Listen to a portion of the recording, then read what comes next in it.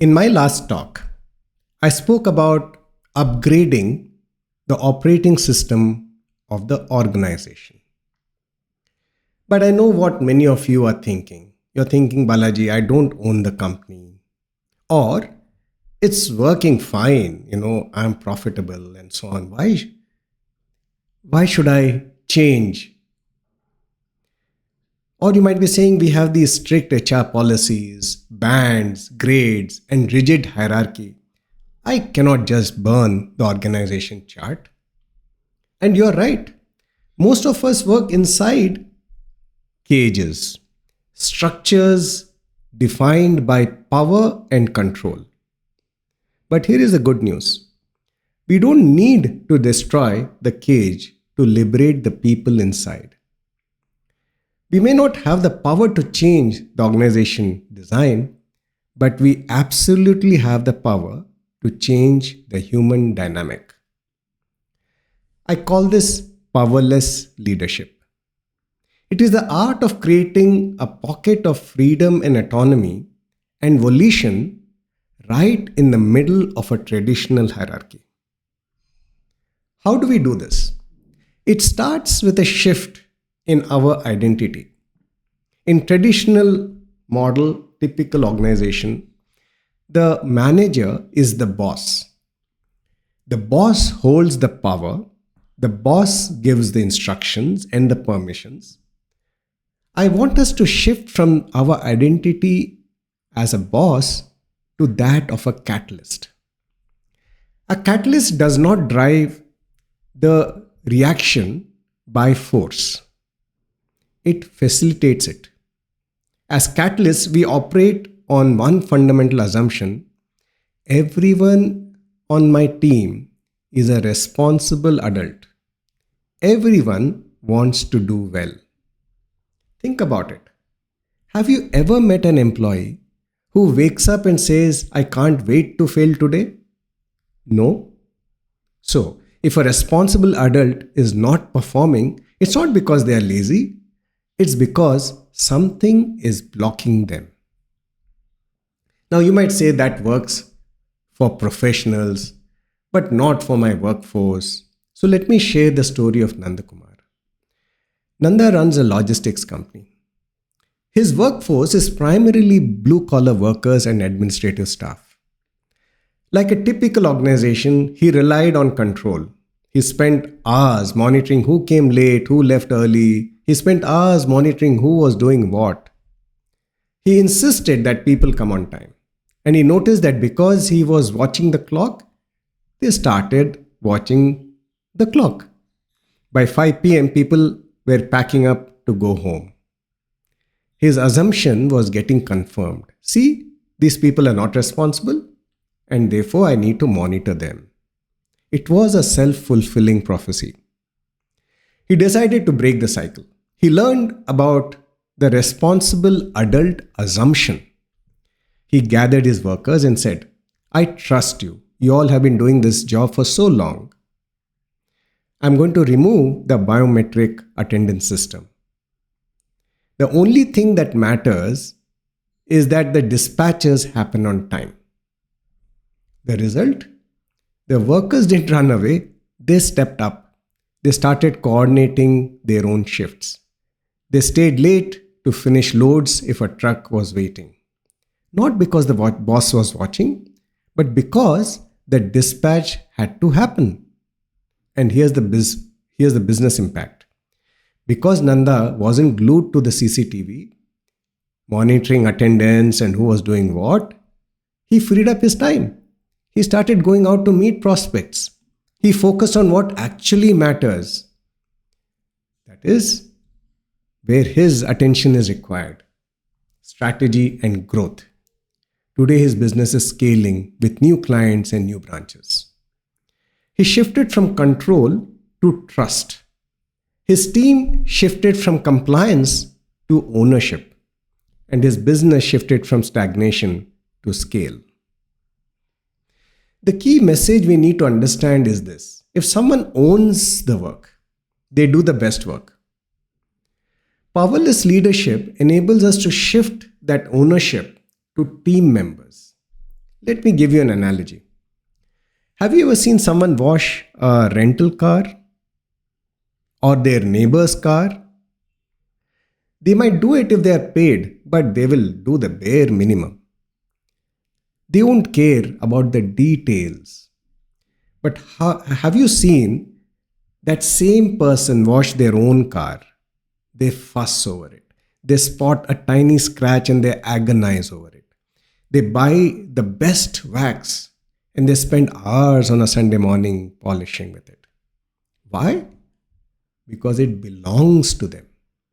Ownership is emotional. Accountability is transactional. So, how do we get employees to treat their work like their own car? We do it by giving them autonomy. We allow them to choose as much as possible. Task, what exactly needs to be done. Technique, how they want to do it. Time, when they want to do it. Team, who they need to work with to get it done. Let them decide.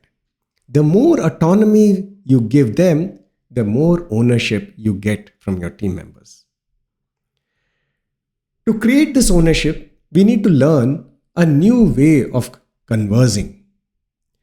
In business, we are obsessed with things, sales numbers, targets, but human beings are driven by feelings, purpose, safety, pride, belonging. I use a framework called the fulfillment line. It means achieving the results, that is the things, while ensuring the right emotion, the feelings. Let me give you a real example from one of my mentoring clients. She had a team member in the support department who was excellent with clients, very caring, very empathetic. My client thought, she's so good with people, let's move her to sales. But within a few months, this employee came back and said, I want to quit sales. I want my old job back. My client was shocked. She asked why. The employee said, my manager keeps asking me about targets. How many calls did you make? Did you hit your number? I feel so much pressure. I hate it. I told my client, you are pushing her for things, that is targets, but her strength is feelings, care. Change the language. We instructed this sales manager stop asking her about targets. Instead, the manager started asking, how many people were you able to support today? How many clients did we help achieve their goals? How can I help you to help them? The moment the conversation shifted from sales targets to helping people, her eyes lit up. This is what walking on the fulfillment line means. You get the right results because you focus on the right feelings. This shift also changes our team norms. In a power culture, the meeting, say a weekly meeting, is a report to the boss session. Everyone is anxious, they hide their mistakes. In a powerless culture, we change the meeting to huddles. The huddle is no longer about reporting, it becomes a place to share wins and seek support. Here is something that worked for me, you can learn from it. I'm stuck with this, can someone help? These are the kind of conversations that happen in a huddle. When people stop looking up at the boss for answers and start looking across to each other for support and learning, you're moving towards a self-managing team. This brings me to a critical point. How do we handle mistakes? In the machine, a mistake is a defect. We look for blame. In a living system, a mistake is data. It is an opportunity to learn. As a catalyst, don't ask, who did this? Ask, what can we learn from this so we can do better next time? We call this feed forward. Feedback focuses on the past, which you can't change, and brings up the defenses of the people because they want to justify that they were on the right. Feed forward focuses on the future, a future that you can create. Now you might be saying, "Hey Balaji, what's your personal experience with this?" I also worked in a hierarchy, right? My first job in the Unilever group, and 25 years later, I quit my job very early in my career. 25 years later, one of my uh, team members who was reporting to me in Unilever called me up and he said, "I'm so happy that I found your number. And I want to tell you that in my career," and he had retired, "in my career, you have been the best boss I ever had." And I asked him why. He said, "Because you are a human boss." He used the word human boss. You're a human boss and you treated people very well and you supported them. And but other bosses, they drive us and they take the credit for whatever achievement happens. I was wondering whether person is just trying to please me or something. So I called up one more team member from that time and asked him, and he echoed the same feelings. So it's very, very possible. And by the way, we achieved some really record numbers with that team. So now this sounds simple, but it's not easy. Shifting from a boss who commands to a catalyst who coaches requires a new set of skills. It requires learning how to hold the space, how to ask the right questions, and how to ignite that spark of ownership. This is where liberated enterprise practices comes in. We help leaders learn these specific conversation and coaching techniques for powerless leadership. We provide the toolkit to help you move your teams from "I have to "I want to." When you master these practices, something magical happens. You stop seeing the "I have to" and look and the heavy shoulders, the sigh of resignation. You start seeing the sparkle in the eye, that moment when a team member says, "I know exactly what to do and I can't wait to try it out." That sparkle is volition.